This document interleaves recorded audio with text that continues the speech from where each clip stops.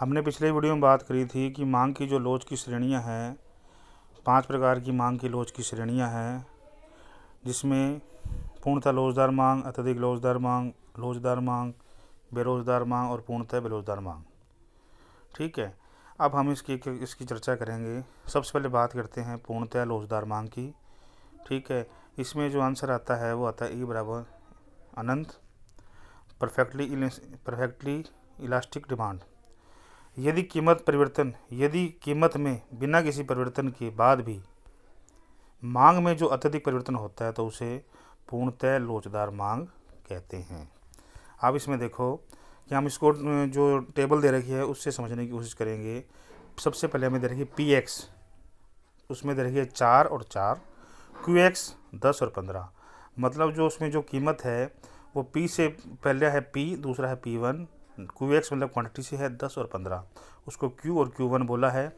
तो हम जैसे कि कीमत में 4 के बाद 4 आ गया, मतलब तो कोई चेंज नहीं हुआ। लेकिन मांग की जो दे रखा है कीमत में बिना किसी परिवर्तन के बाद भी मांग में अत्यधिक परिवर्तन होता है, मतलब मांग है जैसे QX है उसमें 10 से 15 हो गया, उसमें परिवर्तन होता है तो उसे पूर्णतः लोचदार मांग कहा जाता है। ठीक है, कैसे ई बराबर अनंत या इन्फिनेटिव कैसे निकलेगा? हमारा जो मांग की लोच का जो फार्मूला है वो दे रखा है Q minus Q1 upon Q plus Q1 into P plus P1 P minus P1। इस तरीके से हम समझने की कोशिश करेंगे कि हमने जो P है PX में P लिख दिया, पहले वाला P दूसरे को P1 कर दिया, और QX में पहले वाले को Q और दूसरे को Q1 कर दिया। उनके जो डाटा है इस फार्मूले में हमने इनपुट कर दिया। अब इसको हम सोल्व करते हैं। सोल्व करने के बाद में आता है हमारा 8/0। तो ठीक है, 8 को 0 से हम जब भाग देते हैं तो जो इसका आंसर आएगा अनंत। ठीक है, तो इसका मतलब ई बराबर अनंत आएगा। उसको हम डायग्राम से सोचने की कोशिश करते हैं कि OX पर हमने लिख दिया QX मतलब क्वांटिटी, और OY पर PX मतलब कीमत लिख दिया। तो हमने देखा कि हमारी जो P है मतलब जो हमारा प्राइस है 4 है और QX 10 हो जाती है। एक आईडी से हमने रफ ले लिया, तो हमने उसको दे दिया Q और A दे दिया उसका नाम उस पॉइंट को, और फिर हमने नेक्स्ट पे पॉइंट कीमत हमारी 4 ही है और QX हमारी मान लो 15 हो जाती है, थोड़ा सा उसके आगे लिख दिया Q1, उसको नाम दे दिया B। तो इससे जो हमारी जो मांग की जो लोच है उसका जो आंसर रहेगा वो आएगा अनंत। नेक्स्ट हम जो बात करते हैं अत्यधिक लोचदार मांग। हम अत्यधिक लोचदार मांग की बात करते हैं। इसमें कहते हैं यदि मांग में अनुपातिक परिवर्तन तथा कीमत में अनुपातिक परिवर्तन से अत्यधिक होता है। यदि मांग में अनुपातिक परिवर्तन तथा कीमत के अनुपातिक परिवर्तन से अत्यधिक होता है तो होता है अत्यधिक लोचदार मांग बराबर E greater than 1 कहते हैं उसको कहेंगे हाईली इलास्टिक डिमांड। उसको टेबल से समझने की करते हैं। PX हमने कीमत ले लिया, QX हमने क्वांटिटी ले लिया। वो 4 से 3 हो गया और वो 10 से 20 हो गया, मतलब कीमत में तो थोड़ा परिवर्तन हुआ है और मात्रा में बहुत ज़्यादा परिवर्तन होगा। उससे हम हमारा जो फार्मूला है उस फार्मूले से हम इसको समझने की कोशिश करेंगे। जो हमारी वैल्यू है जैसे P1 Q1, उसमें हमने इस वैल्यू इसको इनपुट कर लिया तो हमारा आंसर आता है 7/3, मतलब E बराबर 2.3। मतलब E की वैल्यू इससे है क्या आएगी, 1 से ज़्यादा आएगी। ठीक है, और ये जो आएगा जो वो विलासितापूर्ण की जो वस्तु है उसके संबंध में पाया जाता है। मतलब सबसे पहले हमने ये डायग्राम समझने की कोशिश करेंगे। जो ये डायग्राम दे रखा है इसमें आप देखो OX पर हमने तो ले लिया क्वांटिटी और कमोडिटी ले लिया, OY पर ले लिया प्राइस ले लिया, और जो हमारी जो कीमत है वो उसमें कीमत में आप देखोगे सबसे पहले जो कीमत है वो है हमारी कितनी है, 4 है। ठीक है, तो हमारी कीमत 4 होगी और रफली हमने आईडी ले लिया, और हमारी जो क्वांटिटी है वो कितनी है, वो है 10। ठीक है, कीमत हमारी ज़्यादा होगी और हमारी क्वांटिटी क्या होगी, कम होगी। उसके बाद में हमारी कीमत होगी थोड़ी कम, ठीक है, और हमारी क्वांटिटी क्या हो जाएगी, हमारी क्वांटिटी हो जाएगी ज़्यादा। तो इस हमारा जो कर्व बनेगा वो इस तरीके से बनेगा। तो मुझे E greater than 1 होगा। ठीक है, ये जो है विलासितापूर्ण वस्तुओं के संबंध में पाया जाता है। उसके बाद हम जो नेक्स्ट करेंगे, नेक्स्ट आती है हमारी तीसरी लोचदार मांग। लोचदार मांग में ये कहते हैं कि यदि वस्तु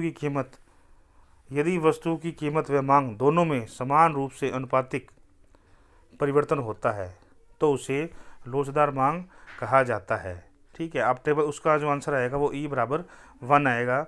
आप ये देखोगे कि सबसे पहले जो इसकी टेबल को समझने की हम कोशिश करेंगे, पी एक्स मतलब कीमत में दे रखा है 4/2 और क्यू एक्स क्वान्टिटी में दे रखा है 10 और 20। 4 को पी वही और 2 को P1 और 10 को Q और P को Q1 मानेंगे।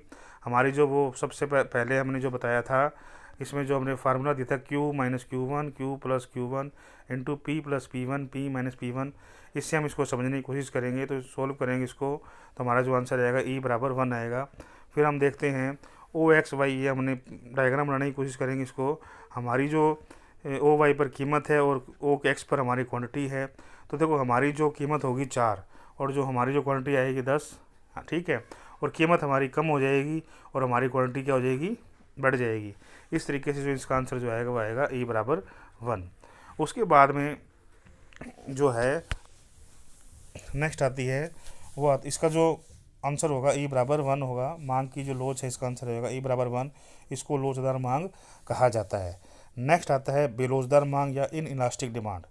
ठीक है, इसमें कहता है यदि मांग में अनुपातिक परिवर्तन, यदि मांग का अनुपातिक परिवर्तन कीमत में अनुपातिक परिवर्तन से कम होता है, यदि मांग का अनुपातिक परिवर्तन कीमत के अनुपातिक परिवर्तन से कम होता है तो मांग बेलोचदार या ई लेस देन 1 होती है। ये अनिवार्य वस्तुओं के संबंध में होता है। जैसे मान लो हमारे जो टेबल को से समझने की इसको कोशिश करेंगे, पी एक्स और क्यू एक्स, पी एक्स 4 से 2 हो जाती है, मतलब कम हो जाती है, और क्यू एक्स 10 से 15 हो जाती है। ठीक है, अब हमारे वो जो फार्मूला है पहले वाला, उसमें वैल्यू को इनपुट कर देंगे। इनपुट करने के बाद में हमारा जो आंसर आएगा वो आएगा 1 से कम आएगा। ई लेस देन 1 आना मतलब 1 से कम आएगा। तो इस तरीके से जो सॉल्व करोगे तो ई बराबर 0.6 आएगा। इसको हम डायग्राम से समझने की कोशिश करते हैं। ओ एक्स वाई पर क्वांटिटी है और ओ वाई पर पी एक्स में कीमत है। तो सबसे पहले 4 हमारी जो मतलब पी पर हमारा प्राइस 4 होता है तो हमारी क्वांटिटी 10 हो जाएगी, और जब 2 होता है तो वो 15 हो जाएगी। इस तरीके से उसकी जो बेरोज़गार मांग ई लेस देन 1 है या बेरोज़गार मांग है, इस तरीके से आएगा। और इसके अलावा हमारा जो लास्ट आता है perfectly inelastic demand. Perfectly inelastic demand, इसमें आता है इसका जो साइन होता है वो होगा ई बराबर 0। परफेक्टली इनइलास्टिक डिमांड या पूर्णतः बेलोचदार मांग, इसका जो साइन होगा वो होगा ई बराबर 0। पूर्णतः बेलोचदार मांग, यदि कीमत में अत्यधिक परिवर्तन के बाद भी वस्तु की मांग में कोई परिवर्तन नहीं होता तो उसे पूर्णतः बेरोजगार मांग कहते हैं। दोबारा सुन लीजिए, बेरोजगार मांग, यदि कीमत में अत्यधिक परिवर्तन के बाद भी वस्तु की मांग में कोई परिवर्तन नहीं होता तो उसे पूर्णतः बेरोजगार मांग कहते हैं। इसको हम टेबल से समझने की कोशिश करेंगे।